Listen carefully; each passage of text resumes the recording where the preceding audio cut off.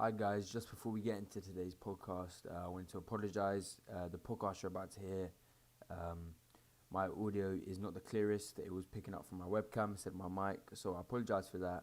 But anyway, enjoy today's podcast. Hello, everybody, and welcome back to the Four Quarter Talk podcast with myself, Jack Brazil, and my co-host, Josh Mazoke. Say what's up, bro? Yo, what's up? Ready to get going? Well, we're going to get straight into this week's podcast. We haven't taken a 2-month break this time, so, we might need to take a 2-month break after this, It's back-to-back week. Minute since the summer. For real. But, this is strict lockdown time, so ain't much else to do. And there's been a lot of basketball going on, so new storyline every day. We're going to quickly jump into the podcast with something Josh just sent me on Instagram. NBA releasing its early season MVP rankings. I think it's a bit premature to release MVP rankings before 10 games have even been played, but let me just read these out for you, everyone listening at home. So I'll go from 5th upwards. You got coming in at number 5, Stephen Curry, who, I was kind of slandering last week on the podcast, so that's a bit awkward.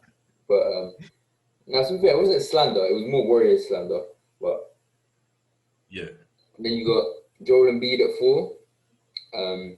Had a crazy game against the Wizards the other night, but I think everyone would put Jokic above Embiid.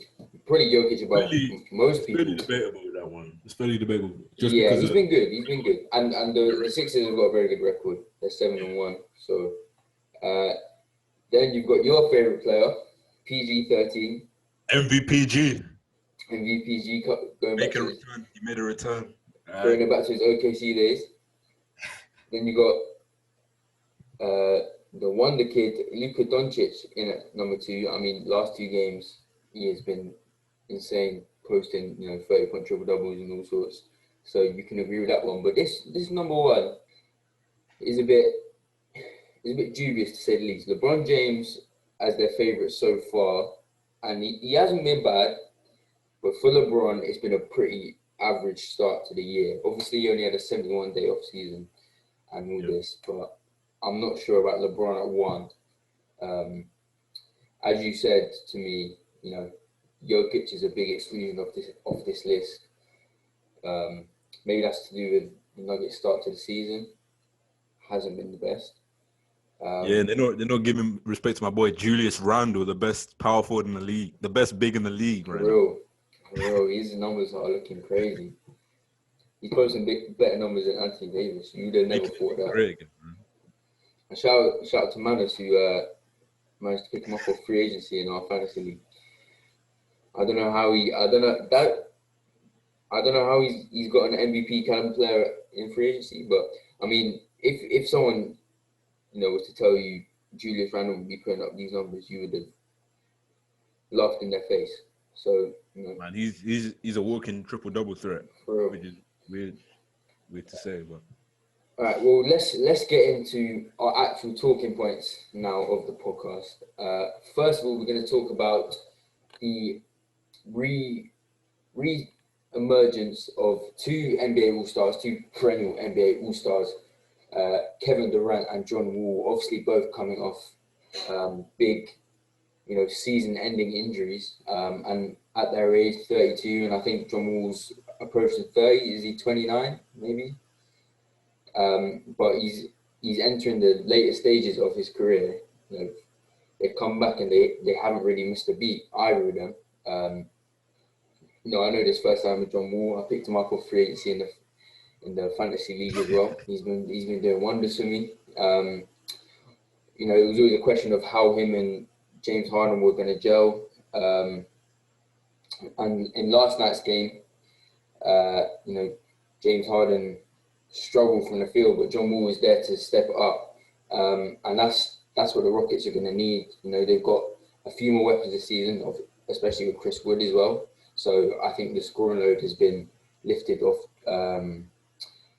James Harden's shoulders a little bit, and he's got other people he can trust to put the ball in the basket. But how have these two impressed you, Josh, so far to start the season? Obviously we knew the talent of, Kevin Durant. He's an all-time great. Maybe the most talented player physically and skillfully of all time. And John Wall, perennial all-star two-way player. My only question of him was their health, and it was rightfully so because those are two, not just season-ending, but career-altering type injuries. And clearly, I guess, modern science has gotten to the point now where there aren't many career-altering injuries anymore at that high level. But there were players, just recently. We'll hope it's the same for Clay, but John Wall's new teammate, DeMarcus Cousins, hasn't really recovered since his Achilles injury. And obviously, we hope for the best with them too, that they'll be able to keep it up. But it is still early, early games. Yeah. We're only 7 games in, and sometimes the case, especially that it was with Cousins, was that even because Cousins came back pretty performing quite well for the Warriors as well, but sometimes the Achilles injury can lead to further injuries afterwards. Yeah. So we'll hope that they'll be able to keep it up. But yeah, it's been crazy to see. John Wall looks just as quick as ever. Yeah. Well, he said he came back even quicker, didn't he? Yeah, he might be. Yeah. He's looking insane. And then KD, first play of the season, ripped through dunk. So yeah. Well, John Wall has had nearly 2 full seasons off with that injury. I think he got injured in January of 2019. I think that's when he got injured. So I think he got injured December 2018. Oh, really? So he's been up for 2 full years. Yeah, so he's been away from the game for a while, but it doesn't really look like there's any rust coming back. And he suffered with two different injuries as well. He's actually shooting the ball better than I remember him shooting it as well. Yeah. So that's always a positive. Maybe he's had a lot of time off to maybe work on his jump shot. So he does look a real threat and a real good pickup for the Rockets. There were obvious question marks when they picked him up in that trade for Russell Westbrook. But it looks like a very good deal for the Rockets, but not really such a good deal for the Wizards so far. One of the worst teams in the league at the moment. We could talk about the Wizards. I don't know if I want to right now, but from me, I've watched a fair amount of their games so far, and I think even if they had John Wall, their defense is terrible. Yeah. Horrifically bad. Yeah, it's because their big men aren't really. Thomas Bryant might be the worst defensive big I've ever seen. Yeah, and then Davis Bertans is also not known for his defense either. And they threw him a bag this offseason as well, so he's a sniper. But I was seeing in the game against the Sixers, he was doing fadeaway threes and stuff. I was like, yeah, he must be confident, to say the least. But if they even had an average defense, they'd definitely be a playoff team. Yeah, because they got one of the best guard tandems in the league. Team, so the trade looks quite even. Well, it depends where you see the Rockets. If you're getting a 2017 level. Yeah, if you're getting a 2017 level Wall, he might fit more, especially with this new Rocket system. Yeah. They couldn't ask so much more from, Westbrook wanting out. So yeah, well, I think it was I would say it's a trade that suited both parties, but do you think the Wizards had a need to trade John Wall? I don't really think they did. I saw rumors that Bradley Beal kind of wanted it as well. So in that case, you want to keep your player happy as well. But they have other issues to solve. Whereas with the Rockets, what I thought was going quite underrated over their summer was those other acquisitions. As soon as I saw that Christian Wood signing, I was like, Rush should just stay, to be honest, after that signing. And then being able to get DeMarcus Cousins, who hasn't been special right now, but just the fact that they've kind of went away from having a strict small ball type system, but still had players that can stretch the floor. Yeah. So for me, Christian Wood looks like the pickup of the off season. so far. He's been immense for the Rockets team. Looking incredible. He's an incredible pickup, whether they keep or trade Harden. And he's not as young as some people might think, but he's coming into. He started to break out towards the back end of last year, and he's just continuing that emergence. And he's getting better every game I watch him. So he looks like a really smart pickup. And maybe DeMarcus Cousins has helped John Wall get off to such a quick start at life in Houston. They're both teammates in Kentucky, so they wanted to play with each other. Well. So that could have helped John Wall settle in so easily. But going back to KD, obviously, coming to the next team with a lot of pressure, and I think they've delivered so far. They've had a few shaky moments, but I think a lot of that's due to injuries. Like I feel like as soon as Dinwiddie went down, too much pressure is being put on the shoulders of Karis LeVert to score for that bench unit, I think. So when their bench comes in the game, it doesn't look they don't look that strong. So that's proved to be a big miss so far. So they got to learn how to rectify that. But KD's been very good so far. But obviously, unfortunately, he's gonna have to miss a week with the new COVID-19 protocols, which is actually causing havoc on the league so far. A lot of players missing time with this new protocol that you have to isolate if you come into contact with anyone with the virus. And COVID-19 is actually starting to infiltrate certain teams' camps. We saw the Sixers, Steph Curry has tested positive, and the Celtics as well. I think 3 or 4 players have to isolate now, including Jason Tatum. It's getting to a worrying stage, isn't it, Josh? Yeah, you had to think that obviously they had a lot of success in the bubble, but that's not a sustainable option throughout a 72 games season with the amount of teams, because obviously they went into the bubble with 22 teams. Mm-hmm. So they're being very, very careful. They've brought in a lot of new measures, like having kind of mini series within the schedule of having a team go to a certain city and play all their games there at the same time. So that's made things quite interesting. But I think I saw Shams Charania reported that I think they had 4 cases at the end of the week. So still not terrible. I wasn't really expecting them to be able to, live up to the 0 cases that they had in the bubble, because they don't have that closed environment. But it is getting a bit like last night. There was a lot of noise going into that with Embiid. He's decided to, self-isolate until he finds out whether he's tested positive or not. Because apparently the Sixers have put their entire team in quarantine. Have they now? Yeah. So they're going to remain in New York they remained in New York last night, and they're going to travel back today, I think, but they will have to quarantine, I think. Yeah, there's a lot of precautionary measures being taking place right now. Because they're worried Steph Curry had coronavirus while he was playing. Or he did have coronavirus while he was playing, didn't he? So that's why they're worried, I think. Yeah. That it could have gone to, the team they're playing against. And also, even happened to the Bulls, Chandler Hutchinson and Thomas Satoransky both had positive tests. So, these are worrying signs. And obviously, worst case scenario will be another suspension of the league, which we all hope to avoid that doesn't happen.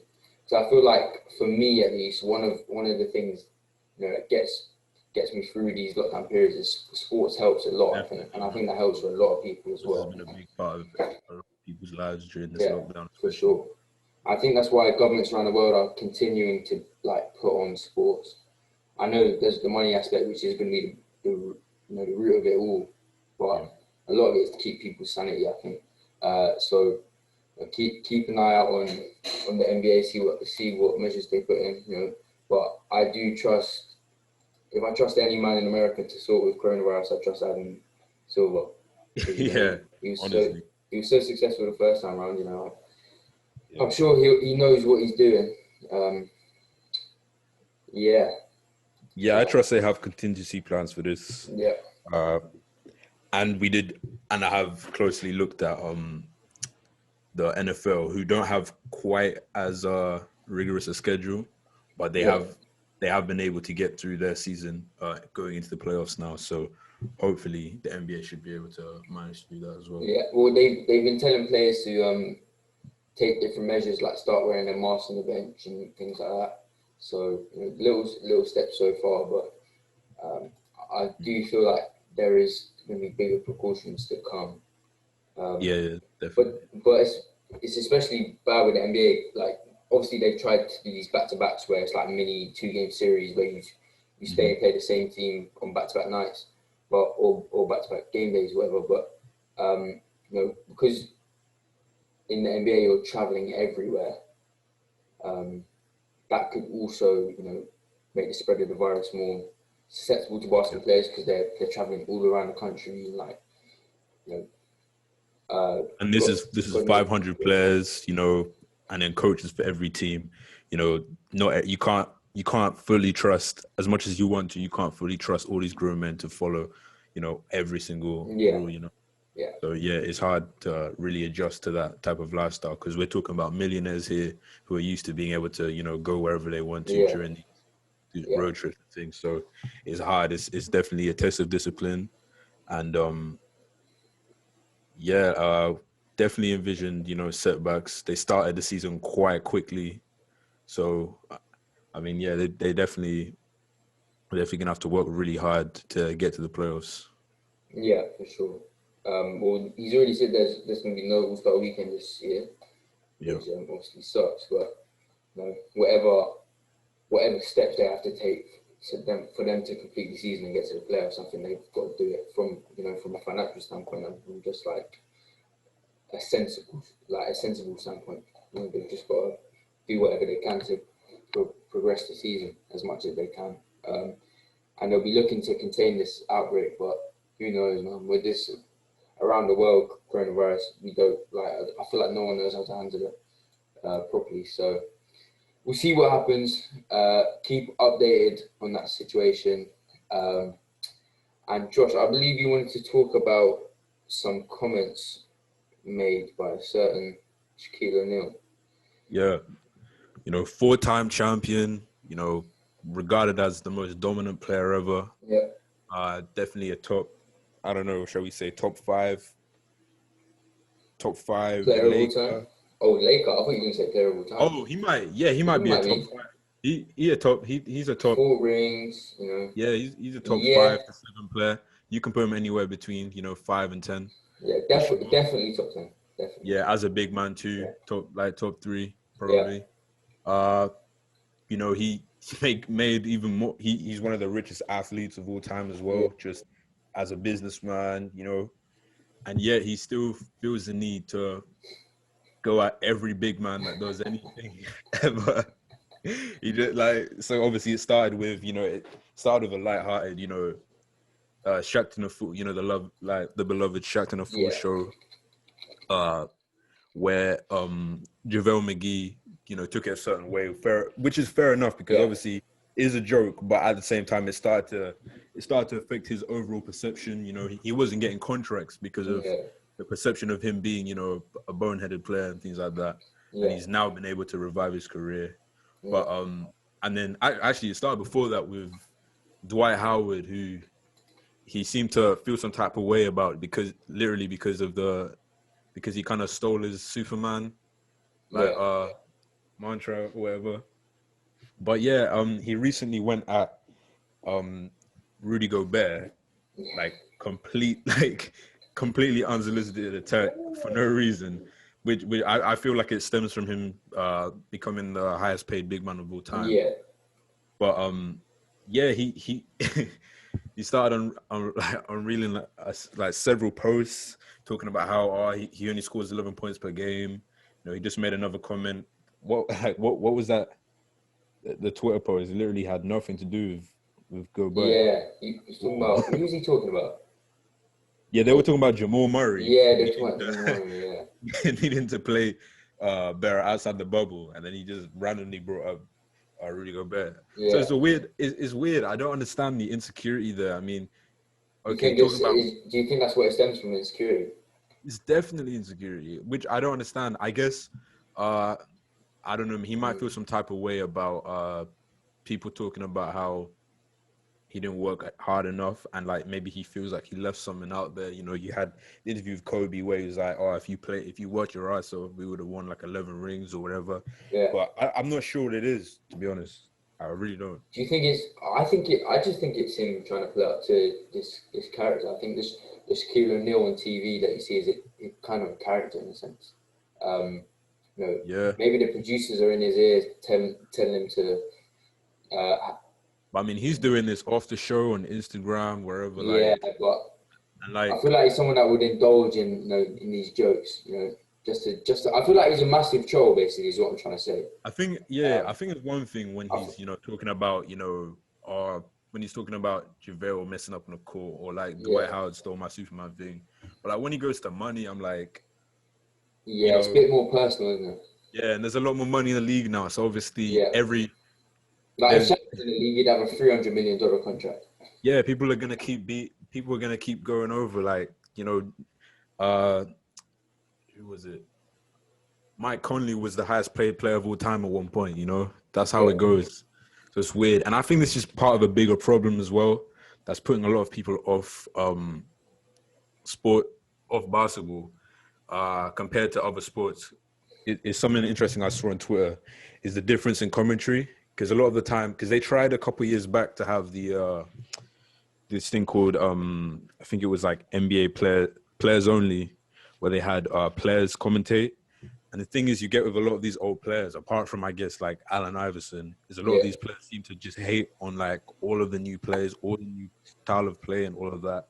And it's just not good for the product when the people that are supposed to be promoting it are just like hating on every aspect of the game now, where you have like in other sports, I haven't watched a lot of football recently, but you can say, but at least American football, a lot of the commentary is more like analytical based and like just talking about plays and things, whereas in the NBA it's just like, oh, they're shooting too many threes, the bigs need to get in the post more, like well, I think football really is supporting the progression like that as well. Yeah, I think football's a lot like that as well. It's like when a player goes down the tackle, he's like, oh, the game's too soft these days, or things like that, like silly things like that, and stuff with VAR, things that are kind of diminishing the image of the game in its current state. Because then all the casual fans start to adopt those same thoughts as well, and it puts them off. Because you get these like you get these like casual like 12-year-olds that are like, oh, it's so soft now. Yeah. MJ wasn't that didn't even play it.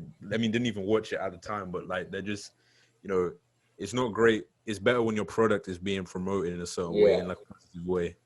So I definitely feel the difference between if Charles Barkley's talking about it compared to like Kevin Harlan or something like. So, that's just an interest. It's interesting, like, because these are people like Shaquille O'Neal and Charles Barkley and all the TNT guys. Like I think they need to understand what their role is on how the game is portrayed of today. Like maybe they don't necessarily understand the weight of their words. To them, they're just talking about basketball, but to as you said, the younger generation of fans, they hear the name Shaquille O'Neal and they'll probably take his word as gospel, because he's an NBA legend, and even a lot of old people will be the same.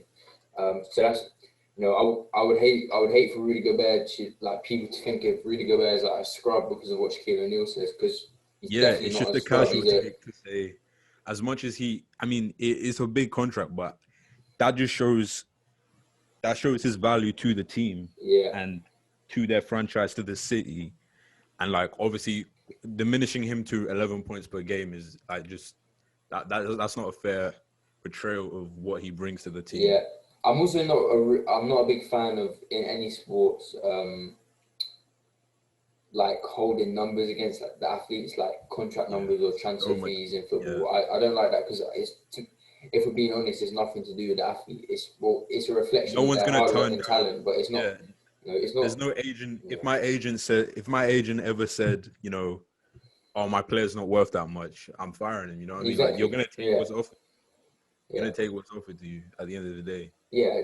You're worth what anyone's willing to give you. Exactly. So yeah, that is a strange beef. And I've just seen on Twitter now. Shaquille O'Neal put out. Did you see his Instagram post? Is it the one with? Wait, which one? The It's a one where he's picture. talking about the best players, the best bigs of all time, or whatever. No, it's a picture of Shaquille O'Neal dunking on Rudy Gobert. And the caption is, I would have had 45 points, 16 rebounds, 10 missed free throws in 3 quarters. He would have had 11 points, 4 rebounds, and fouled out in 3 quarters. And then Rudy Gobert commented, laughing emojis, I guess we'll never know. So that is weird. That's When you're directly like trying to clown him on your Instagram, that is strange. Yeah, I don't think there's any producer in his ear telling him to put that post out. Yeah, no way. That's a bit much. Because I mean, I mean, like his the view of like Shaq is that he's like, a fun, lovable, big guy, Yeah. And there's nothing. His legacy cemented. Everyone calls him the most dominant of all time. Like there's nothing. He has nothing to prove. He has nothing to defend. No one's ever until he He's brought it up never himself. Get cancelled or anything like that. Like, until he spoke Gobert's name, no one's ever compared them to ever. Yeah. There's never been a comparison before. So yeah, it's just really strange for sure. Yeah, but moving on from that strange beef, Josh, I understand you wanted to introduce a new format to the podcast. Yeah, just trying to get new little activities that we can introduce into things. We'll switch it up. But yeah, for this week, we're gonna buy or sell stock. So we put together a list of teams or players. Yeah. Just different trends that are going on right now, and whether we'd buy or sell. So basically, how much stock we put into it, and how much we think that that type of play is likely to continue, whether it be positive or negative. Yeah, or the team as well. Yeah. All right, so without further ado, let's get into it. Present the first stock. I wanna hear a pitch and everything. You gotta sell this to me. Right? All right, so first one we're going to the Knicks.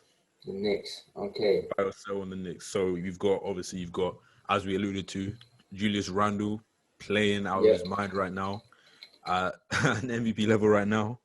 RJ Barrett's starting to pick it up. He didn't start with the best efficiency, but he's starting to play a little bit better now. And just their overall culture, for the first time in quite a while, they've got Tom Thibodeau, who you're definitely used to, formerly with your Bulls. He's just brought a new culture to them where they're playing a lot harder. There's games where they would have just laid over. It's that type of culture that develops over years of tanking, where as soon as you get down, you're just like, okay, game's over. But they're really fighting into it. They've had wins against, I think, the Nets, against the 76ers. They've had like very impressive wins. Mm-hmm. You see their record right now.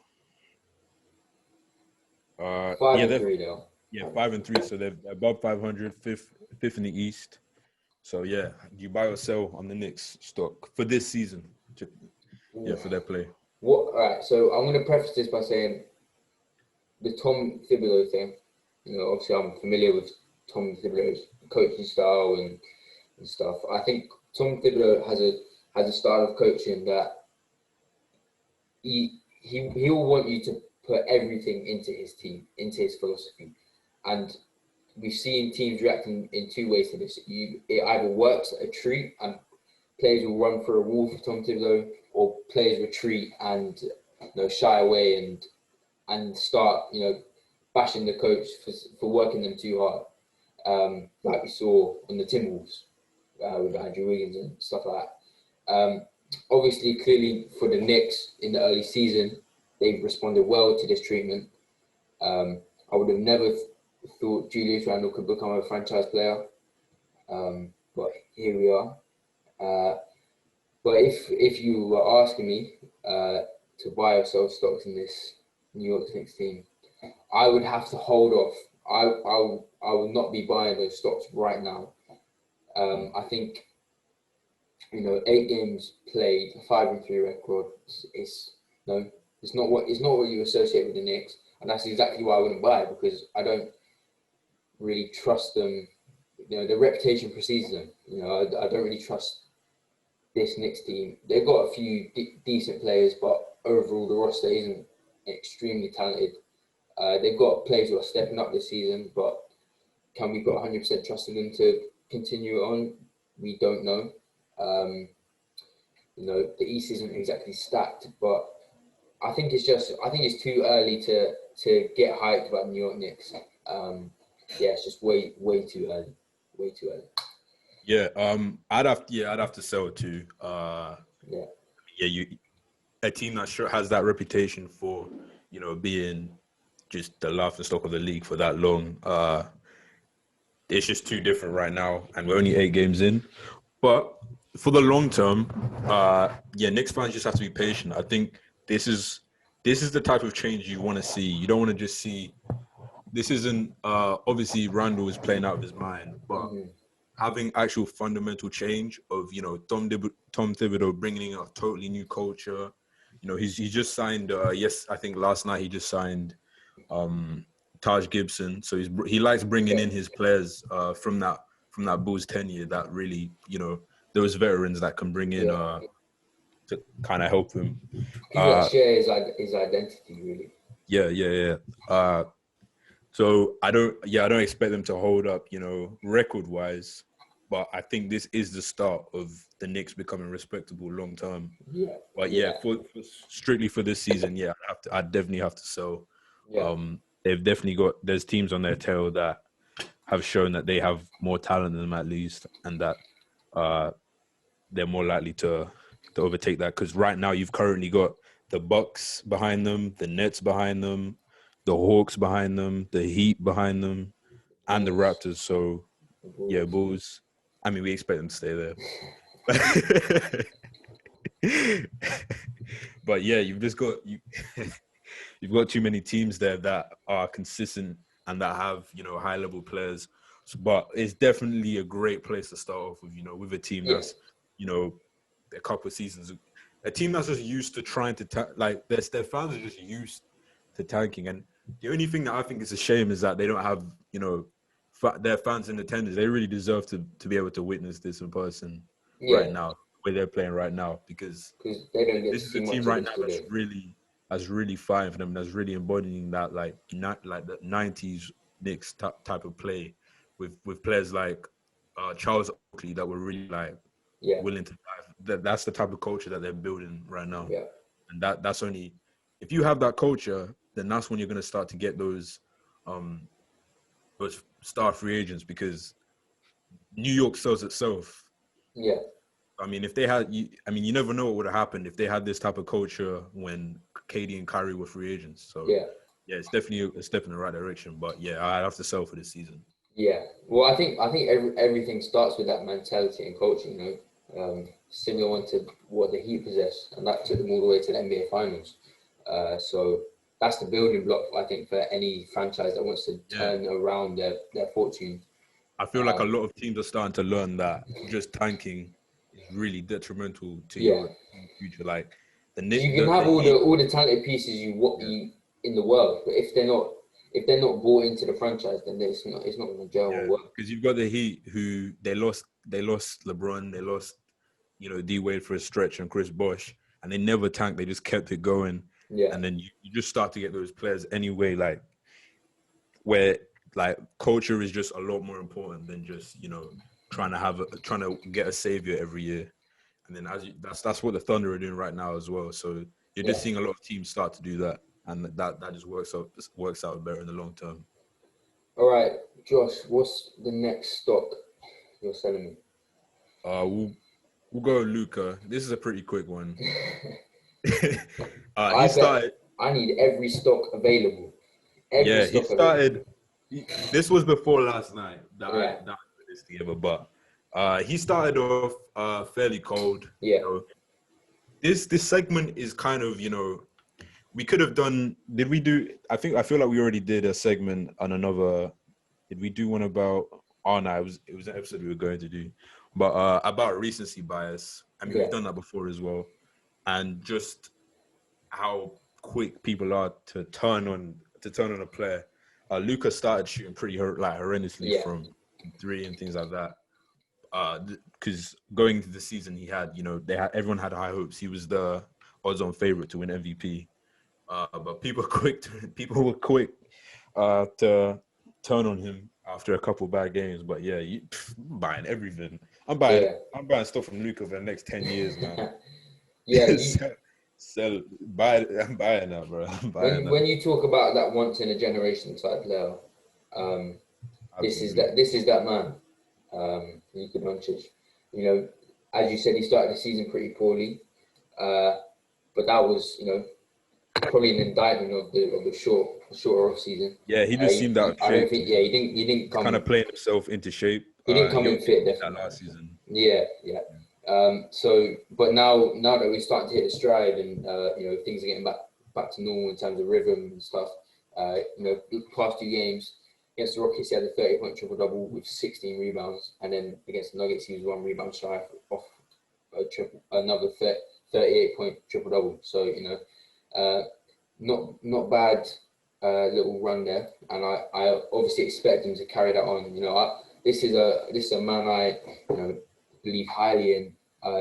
So much so that, you know, I wouldn't be surprised if when it's all said and done, he's in the GOAT conversations. You know, few players have started their career like he has. He's in his 3rd year now, and he's just gone from strength to strength to strength every season. His progression is scary to see, but it's also like very entertaining to see. You know, he's one of the players that, you know, I'll tune in to watch his team just because of him. Most nights, you know, he's one of those like must watch. He's must watch TV, Luka Doncic, and there's few players in the NBA I can say that for, but he's definitely on that list. So yeah, I'm buying everything you've got. Yeah. All right. So next we'll go to the Toronto Raptors, who currently sit at 1-6 with the 14th record in the East. They've had a terrible start. They're definitely missing Serge Ibaka and Marc Gasol in the interior. And then you've got Pascal Siakam, who hasn't really seemed to, you know, he seemed to got exposed in bubble, and that's kind of seemed to continue. It's not looking great for them. No, they've got the 2nd worst record in the entire league, only in front of the Detroit Pistons. So it's not looking great for them at all. But that being said, just how low they are, I'd have to buy, because I don't see them. They're not gonna be battling for the first pick in the draft. They have too much culture there. They have the reigning coach of the year. You know, and they still have the heart of champions. You know, so I think they will improve, but I don't think they'll ever really get back without a high quality free agent. I don't think they're going to be able to get back to that contender status, though, because I think they're slowly heading back towards the Raptors of 5-6 years ago that would get swept in the first round by LeBron James. Siakam is not that guy.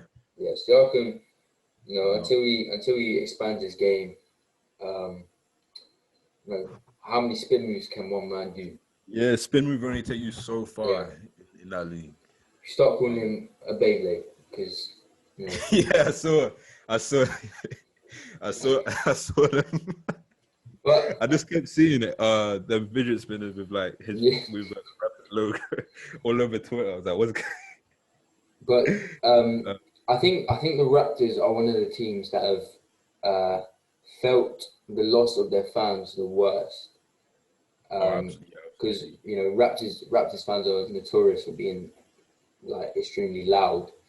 I mean, they're not even in the same.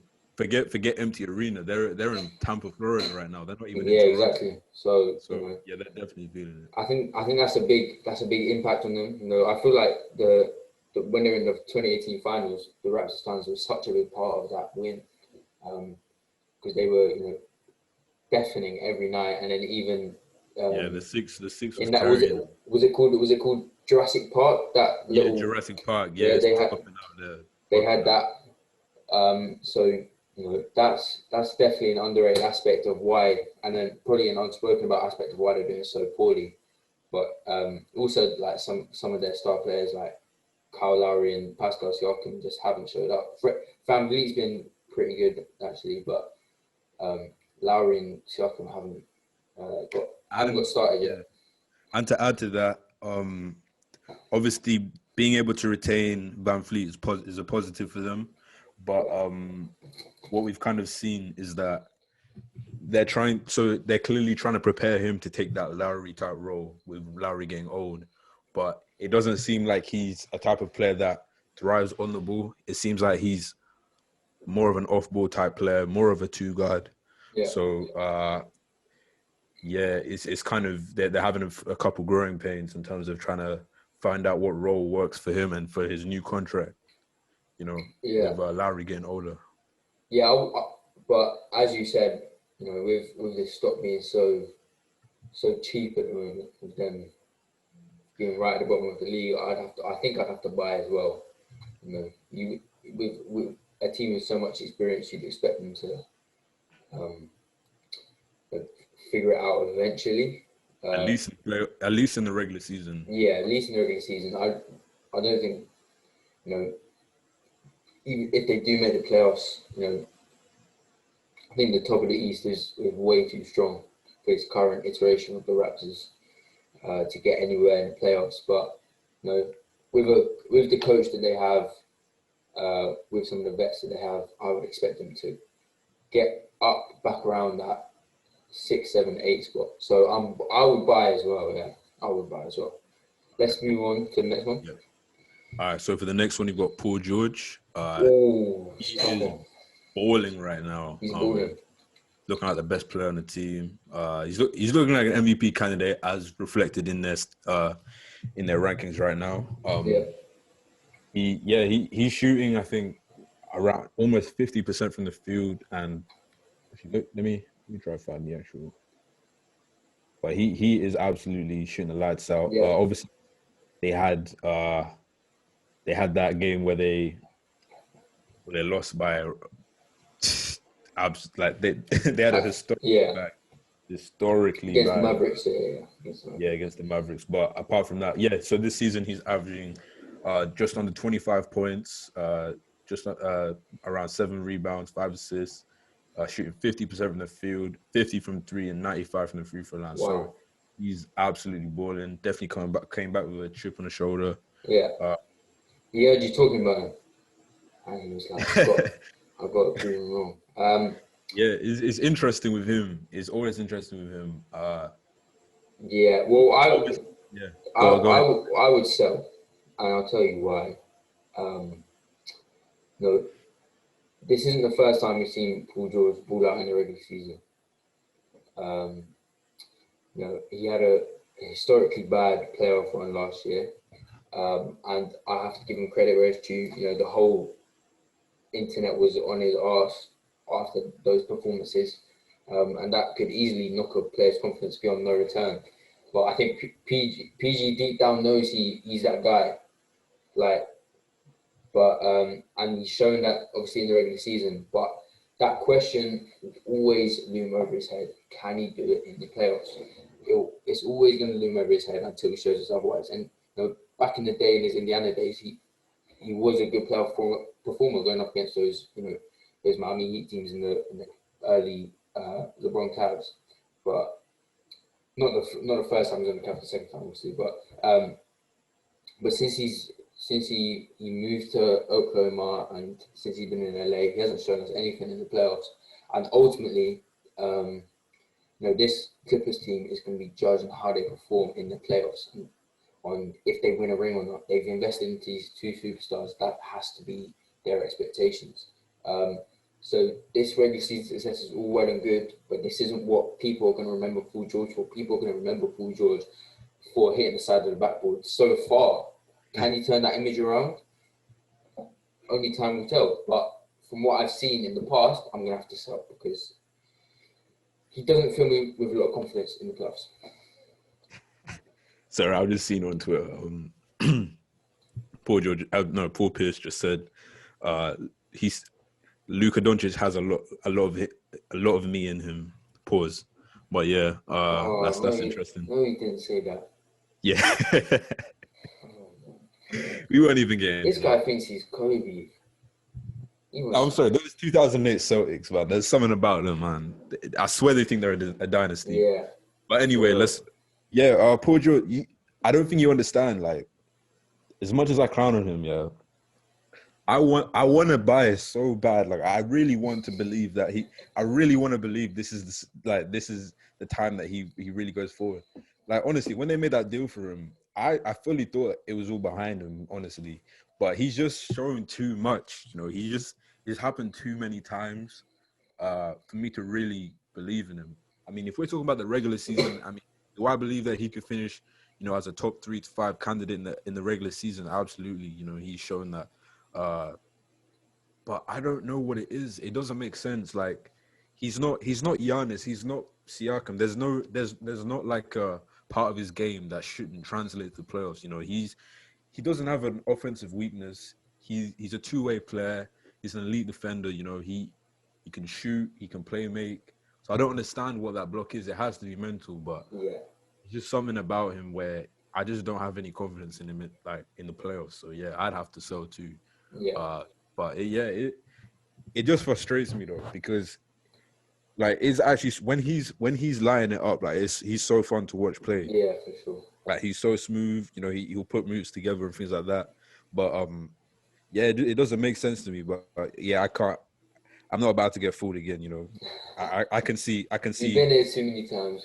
I can see playoff P or pandemic P trending in a few months' time for sure. I'll have a lot of posts for it too. So Pandemic yeah. P has to be one of the funniest slander names ever. That is, whoever thought that, it should be proud of himself. PG 13% as well. I love that. I've never heard that one. That's a good one. But yeah, I think we're both. I think we both have trust issues with Paul George. We'll put it that way. I mean, I've witnessed it firsthand. The last time MVPG was trending. I mean, I really thought 2018 was or 2019 was his year. Yeah. So yeah. What's the next one? We'll go with the Cleveland Cavaliers, They're fun, man. They are fun to watch. Fun, man. They seem to have worked it out with their backcourt to a way that they really fit together. Drummond, Sexton, as they're calling it. Sexton. Yeah. They're definitely balling. Yeah. I mean, you can talk more about them. You've probably watched them more than I have. Yeah, I've watched 2 or 3 of their games, and obviously the word I would use to describe them is fun. But they're the type of team that will be on either side of a blowout. Do you know what I mean? Like one night, Darius Garland and Colin Sexton will light the team up for like 50 combined, blow them up by 15, but then they also have the potential to get blown up by 20. So it's one of those teams. How reliable is their play? So how much of it, from the games you've seen, how much of their wins are down to something sustainable, and how much are they just someone going off? That's a good question. I think their production is pretty funneled in the sense that they're very good in their main strength from what I've seen is them in transition. So they're good at forcing turnovers and getting out in transition. That's their main strength from what I've seen. Colin Sexton, I feel like, is a walking bucket. I feel like he could score on anyone. So that's where I see most of their offense coming from. But that's the question: is that sustainable? Is having one player that can score very sustainable? Obviously, Sexton, Drummond grabbing 26 rebounds a game helps as well. But I think they'll be around that playing kind of 8 seed range. So that's why I think I'm gonna buy Cavaliers stocks actually. Sexton is a baller. I remember my first introduction to him was my proper one was, I think, when he was playing for Alabama. I think most of the bench got I think they were having a lot of foul trouble, and then an altercation broke out. Yeah, and then a lot of people got ejected, so it was 3v5 for the rest of the game, and he was just lighting it up. And then the first time I saw him, it's that meme, see when the guy's staring at him. Yeah. I saw that. First time I saw him. I didn't even realize. I was like, wait. But when he got in the league, I was like, wait, that was Colin Sexton. Yeah, I didn't even realize that was him at the time. Just like with I remember this video back in the day of Lonzo Ball when he broke someone's ankle and then helped them up. In Chino Hills. Yeah. Oh, was it Colin Sexton he broke? No. It was just I just didn't realize it was I didn't know Lonzo. Oh, you didn't know it was Lonzo. Yeah, I didn't know Lonzo at the time, but yeah, I'd have to buy it too. I think they're showing, they're definitely showing a lot of potential. The East isn't like ridiculously hard at the bottom of the East, and then also you've got Kevin Love, who's had some injury issues, and he hasn't even played to his potential yet. So they have even more room to improve. They've got a decent mix of veterans and young players. Yeah. So with the acquisition of JaVale McGee as well, so I'd buy too. I think they can stay around that competitive that 7 through 10 to get into that tournament. If the question was, am I buying stocks in Colin Sexton? I'm taking everything you've got as well. I really like Colin Sexton. I think he's a very good player. But Cavs, I'll buy, but cautiously. I wouldn't buy as many stocks. But and also they've got a D Wade on the roster as well, so they're fine. They got their first D Wade. Yeah. Yeah, we don't. Only meaningful one, isn't it? Yeah, D Wade played for the Heat his whole career. I don't know why people keep making that. I don't understand the connection there. I've seen photoshops of him in the Bulls and a Cavs jersey, but I don't know why those are around. Yeah, I don't know what that's about. That's weird. Yeah.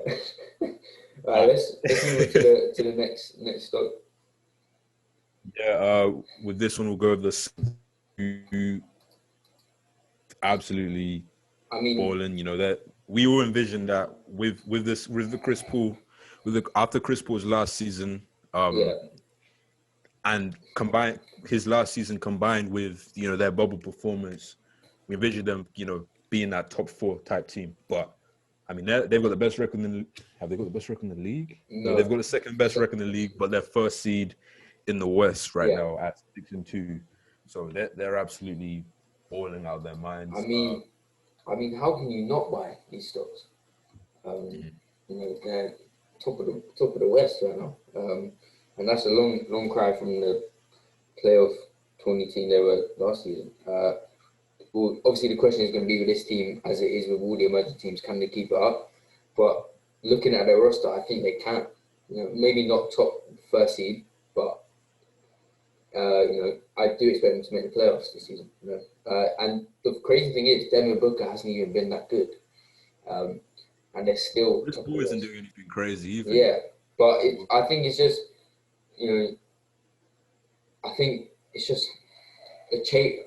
As we said before with the Knicks, I think it's a change in mentality as well. They brought in Jay Crowder as well, who's one of my favorite role players in the NBA.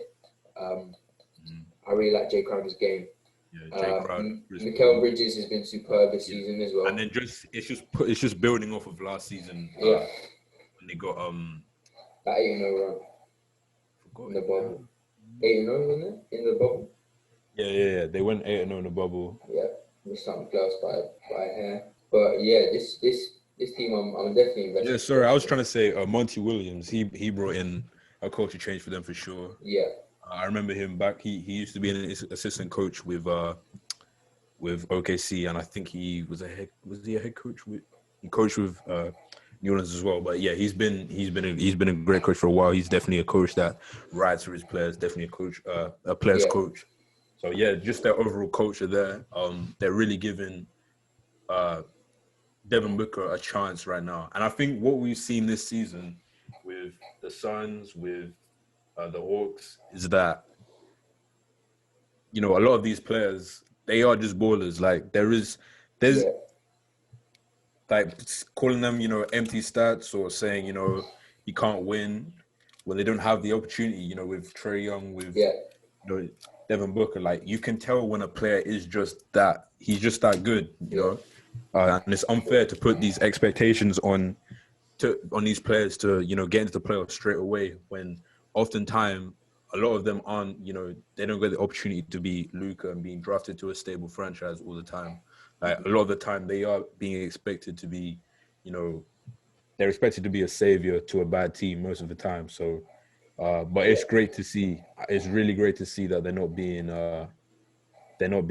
held hostage to terrible franchises, and these franchises have been able to turn it around. yeah. Both the Hawks and the Suns. Yeah, I think teams are getting smarter of how to use their top picks in terms of like they're prioritizing the team around them. Like you saw even in New Orleans, like they're trying to build a team around Zion as well.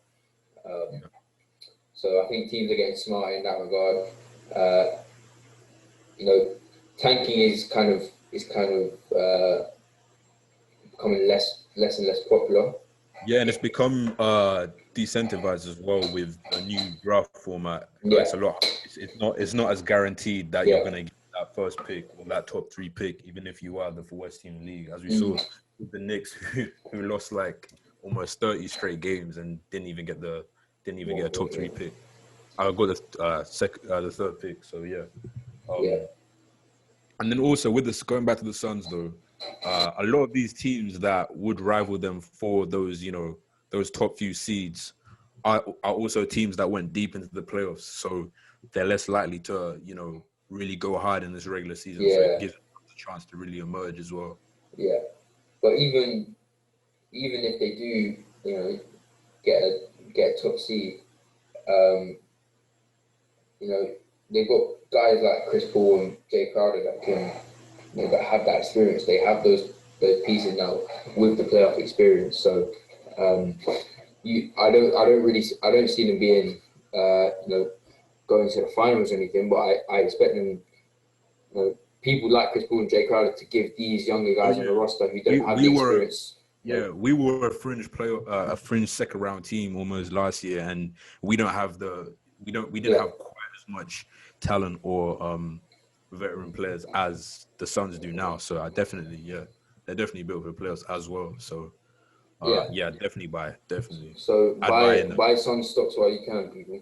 So next we'll go with Christian Wood. Give me all of that. Absolutely. I mean, we talked about him enough. I mean, he's been a player that it's been interesting. I spoke to Manus. I think he saw him quite a couple of years back in the summer league, just balling, and he's for the Bucks, wasn't it? Yeah, every time he's really got opportunity in his career, he's balled. Like a lot of that time, it came in,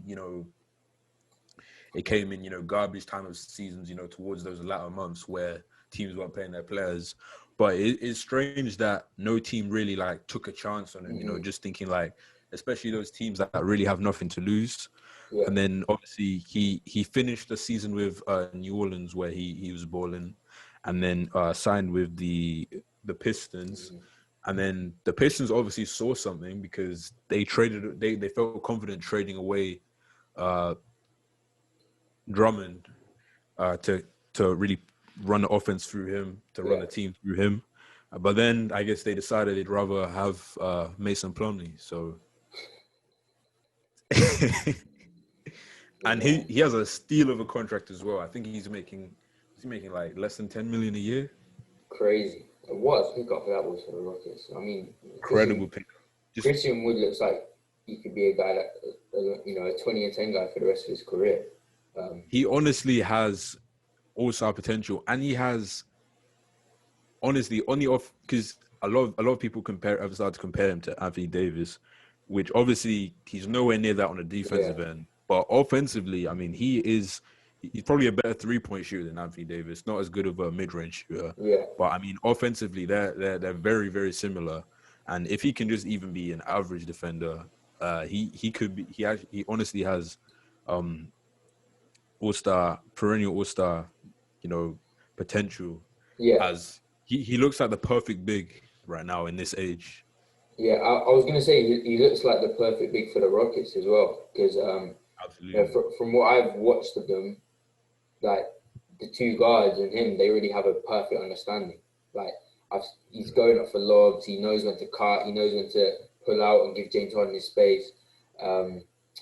He's got a very all-rounded, at least offensive skill set, and he's not someone that's going to take too many touches. He gets. He's efficient with it, yeah, but he can handle the ball though. He can handle the ball. But like that's not what the Rockets need, which is good because he can step away from that as well. And exactly. As you said, he's efficient. He doesn't need many touches to get his points. And as the Rockets, pivot away from that, they had quite a extreme system before where it was kind of like exclusively through Harden. The rest are just spot shooters, and then it was just 3 or nothing. With signing Coach Silas, they were able to kind of diversify their offense a bit more, get more mid-range shots going, be less predictable. And obviously Silas was at the helm of a historic Dallas Mavericks offense last year. So yeah, not only do we buy stock, but I think Harden should buy stock. If I'm Harden, I don't know why. I don't really see any reason. I feel like they've put enough confidence. They should have put enough confidence in him to at least, play this season out. Yeah. I think that's what he will do. But I think the Rockets might be the best under team.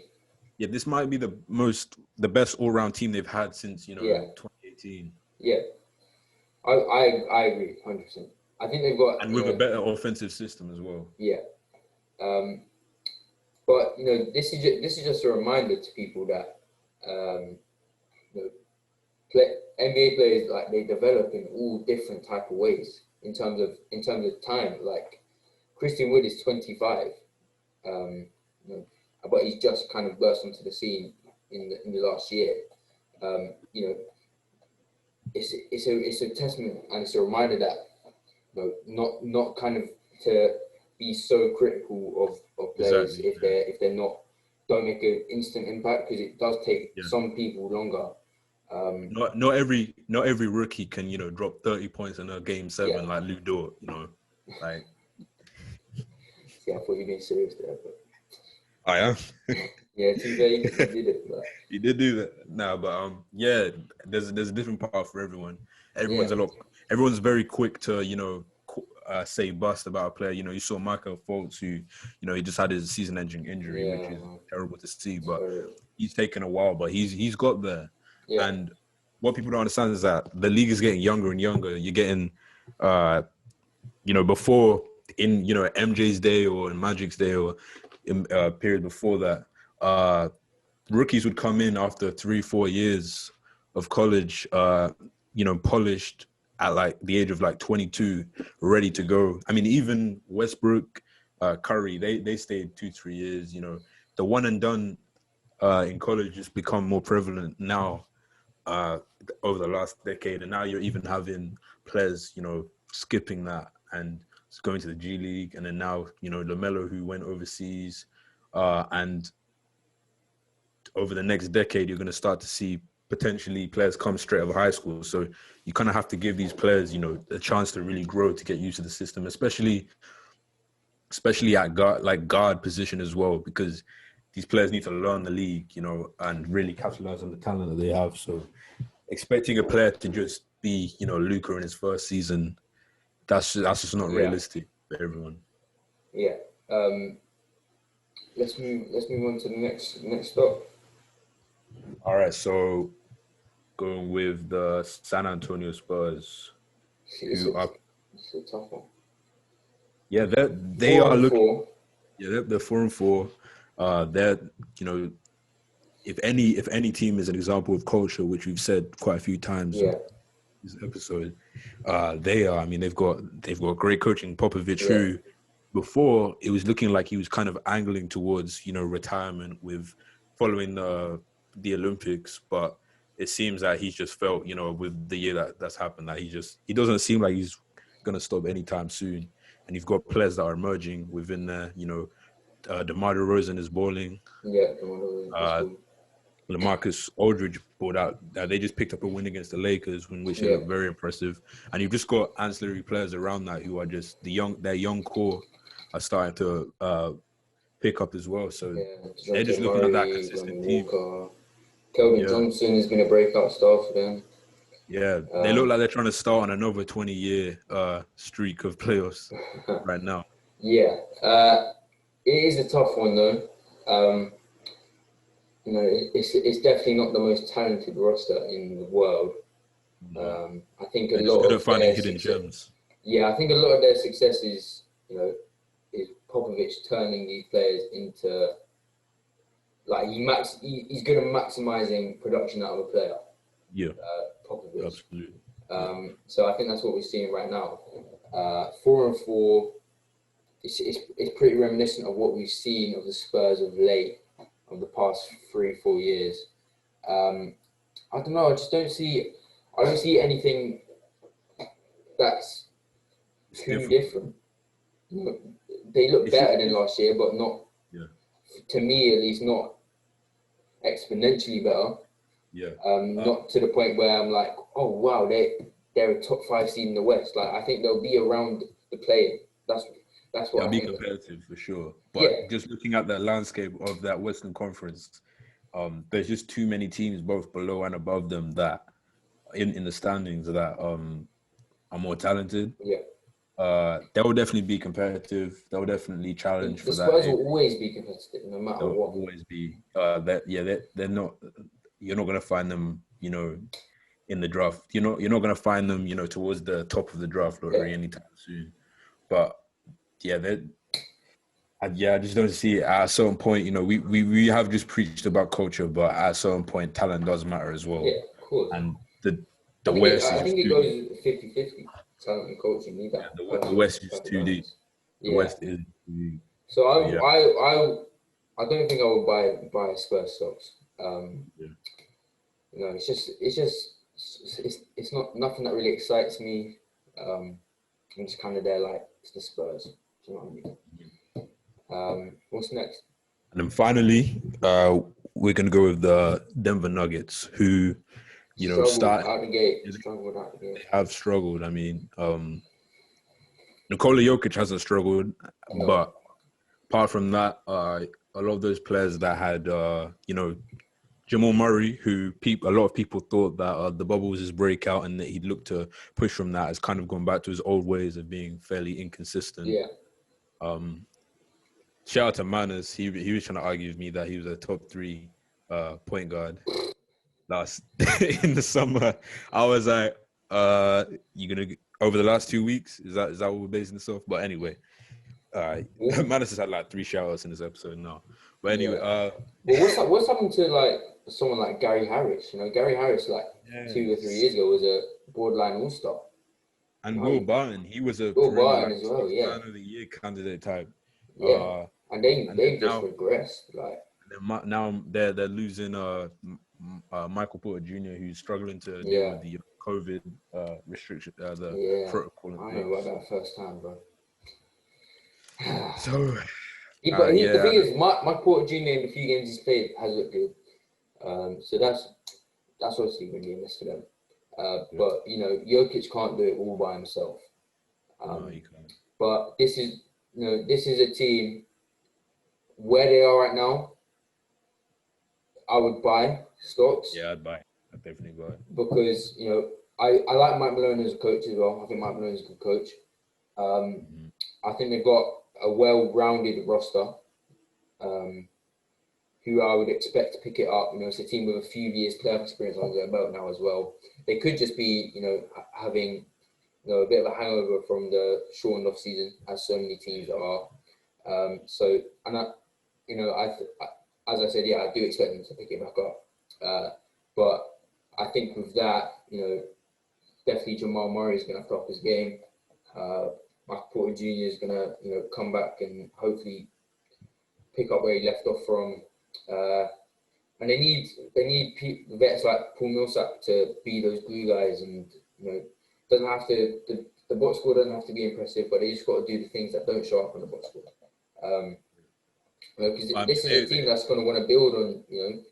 They beat the Clippers in the playoffs last year. They're going to want to build on that success. That for the Denver Nuggets, that is a successful playoffs. So they're going to want to build on top of that now. You've got a top 10 player in the NBA on your team. You've got talented pieces around it. Build on it. That's what they're going to want to do, and only time will tell. Yeah, I think the Nuggets have proven throughout the last few months that you should always buy stock on them when they're at a low point. Mm-hmm. So I'd definitely buy on them. They're not gonna be drafting the lottery this season. I look at those Pelicans up there at the 5th. That's kind of where I'd expect them to finish. Mm-hmm. At the end of the season. Jokic is just playing at a level. See, last season he finished at this level, but going into it, he was kind of out of shape, and he struggled. They struggled early last season as well. Obviously, slow starts in this shortened season are a lot more detrimental, and I feel bad for the Grizzlies who've lost Jaren Jackson Jr. and now Ja Morant. I don't know if they're going to be able to recover from that. But yeah, as you're seeing, a lot of these slow starts they mean a lot more with 10 games less of the season. Yeah. And with you kind of want to, whilst you have your team healthy, you want to ball, because you don't know any moment you can lose half of your roster. So if you've got a player like Jokic, you got to have faith in that team, because he's one of those players that even if he's not a top 5 player, he has that kind of impact. On the team. Does everything, doesn't he? He's at the center of everything good about that team. And he does it so effortlessly as well. So I trust them to go up. I definitely buy stock in them. See when what's always funny to me, when like Jokic just hits a clutch shot, it's so effortless. And he doesn't care after. And his shot is so high arcing as well. It just floats into the net. Yeah. I had him in my fantasy league last year. Shout out to Manus again, who traded me Gallinari and Manus might as well come on the podcast the amount of times. Might need him as a guest next week. He gave me Gallinari and an injured. No, I traded him Gallinari and an injured Blake Griffin for Nikola Jokic, and he had 3 game winners in in a pretty short stretch. Yeah, it's just effortless with him. That wrong foot right leg step back is cold, man. Yeah, that is made away. That is wild. And yesterday he just had that pull up. He's just about his business. He's the most. If he doesn't win MVP, I mean, he's definitely the fantasy league MVP, because that guy he just giving me guaranteed 40 minimum. I mean, I have him in my other league, not the league with you guys, but I have him in the other one, and I made sure he was one of my first picks, because I was like, this guy will get he's not gonna get you below 35 points ever, pretty much. So I've got him and Luka, which I feel is a bit unfair for the rest of the guys in my league. Yeah, that's last night. You must have had a good night. Yeah, you must have had a good night last night. But I think we'll definitely be buying Denver Nuggets stocks for sure. It's one of my favorite teams in the league, the Nuggets. I think they're fun to watch as well. So I hope they get. They are. I forgot to mention, they are definitely missing Jeremy Grant. For sure. Yeah. Absolutely. That is a loss that I'm not quite sure about. Obviously, I think it was more of him wanting. He wanted a bigger role, and he's proved that he deserves that bigger role. Yeah. But yeah, that's I felt I was down bad when you see that offseason that offseason where so they traded obviously Paul George and they shortly traded Jeremy Grant afterwards, and I was thinking like when I was most because obviously the Paul George one came as a shock more, Yeah. and then the Russ one was just like at that point I was like, yeah, I know it's gonna happen anyway, like it's inevitable. But that I did not see the Jeremy Grant one happening, and I don't. Who knows how our season would have went if we kept him? But I'm pretty sure we got like one first for him or something like that. But yeah, when he was with us, when he first came to us, he was very raw talent. But he's just that. He has improved every single year. He's one of those very respectable shooter. You know, can create his own shot now, and yeah, he's incredible, man. I hope he ends up on a contender at some point. Yeah. Again. Well, I wanted to add one more stock, if that's all right. And you know me, number one. Coby White, yeah. I'm the number one. I'm the president of the Coby White fan club. Yeah. And I've been urging these boys in our fantasy chat and you for a long time to buy stocks while they're low in Coby White. Because I'm telling you, this guy is going to be a star one day. Obviously, Coby White started the season slowly. You know, he lit you guys up. He lit the Thunder up in preseason. Yeah. So, that's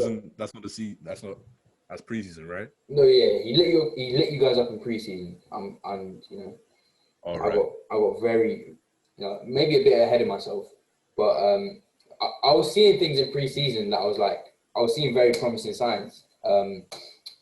I was telling everyone to invest stocks. Then he starts the season pretty trash. I'm not gonna lie to you. But last two games, career high 36 points for the Sacramento Kings.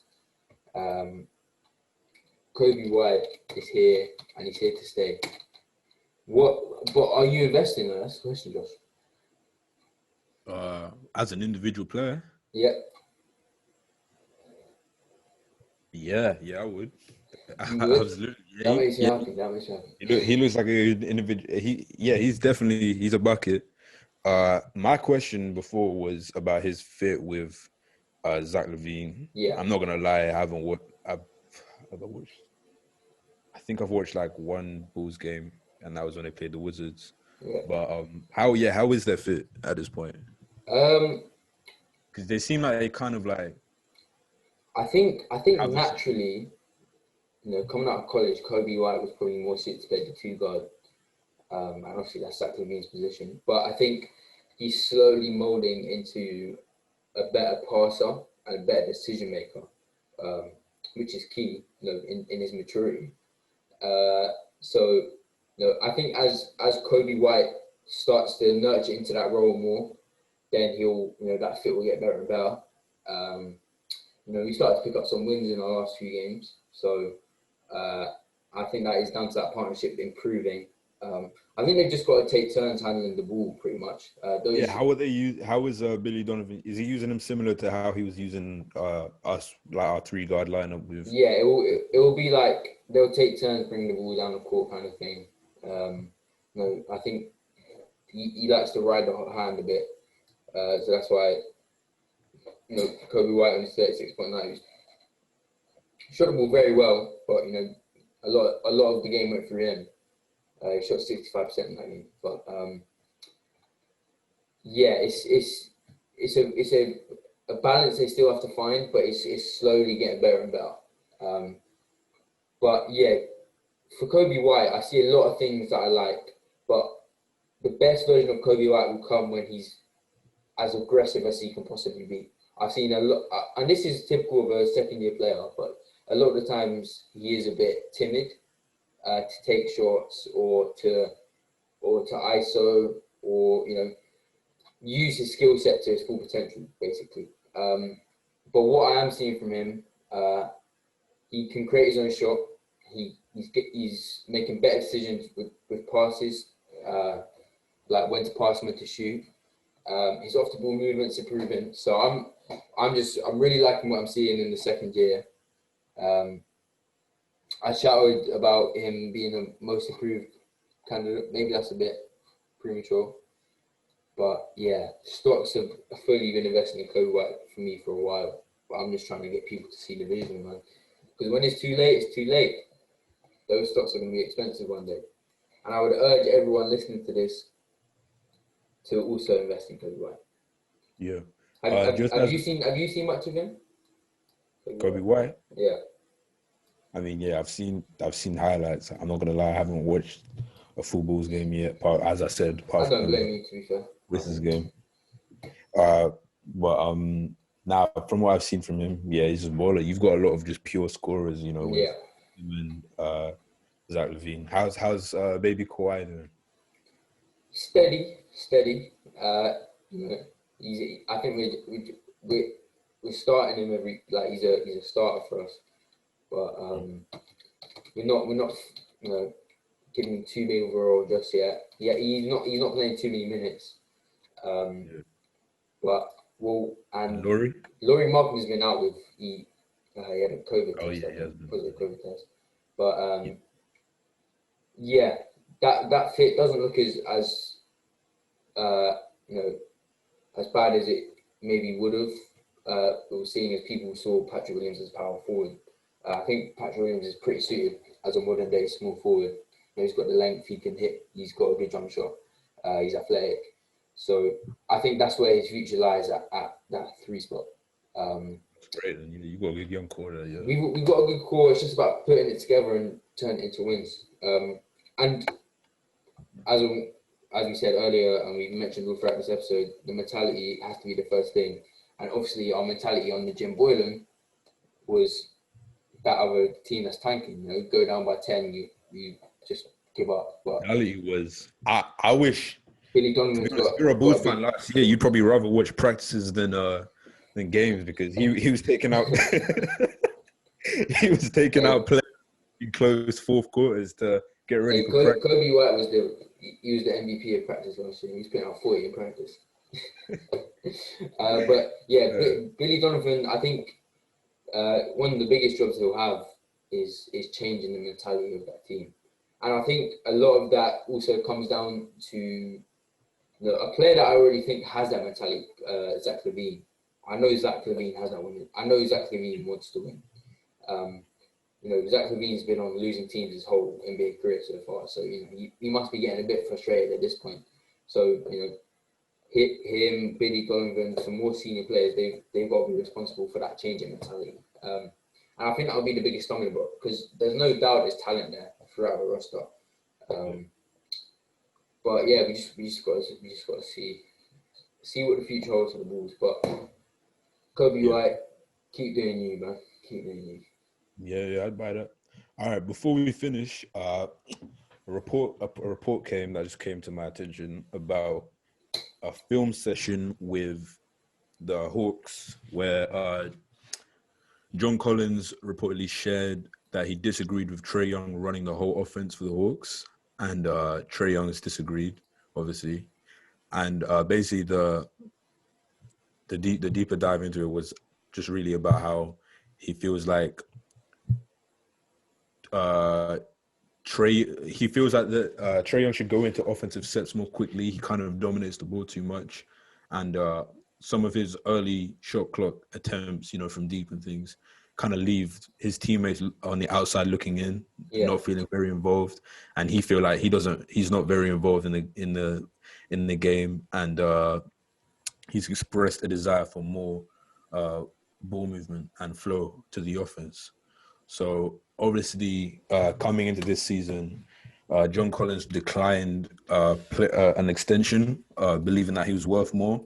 Yeah. So you have to think that on a contract year, that's going into this, into how he feels right now. It is worrying a little bit because obviously the Hawks had like a great start, but then since then they're now 4-4. So you don't want to see, John Collins is might be like the best fit player, both age and just play style with Trae Young. So you don't want to lose that. And it's a bit worrying to see them, having in some ways it's normal, it's just like I've played on a team before. you have these kind of discussions and things. And so obviously you'd rather have it early in the season and work it out, but it's interesting to monitor. Yeah, well, the thing that worries me about that is that it's so early on in their time together. This is their third season, and these questions already being discussed. But that probably comes with they've probably got higher expectations for this season. When in the first two seasons they were kind of expected to lose, but now they're expecting to win for the talent they've got on their roster now. So, egos are always going to clash. I wouldn't read too much into this. They've had a lot of turnover in the last offseason, so there's going to be growing pains for sure. So I think there's too much too. Yeah, of course. I don't think there's too much to read into this one yet, but we'll see how it develops.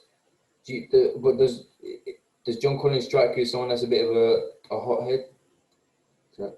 Nah, I don't even think. I doubt it was even, I doubt it was even that heated of an argument, to be honest. I just think he just wants to be involved more. Obviously, there are, ulterior motives there, because if you're on a contract year and you're trying to prove that you're worth a max, you're going to want to be involved in the offense more, so you can put up those numbers to prove it.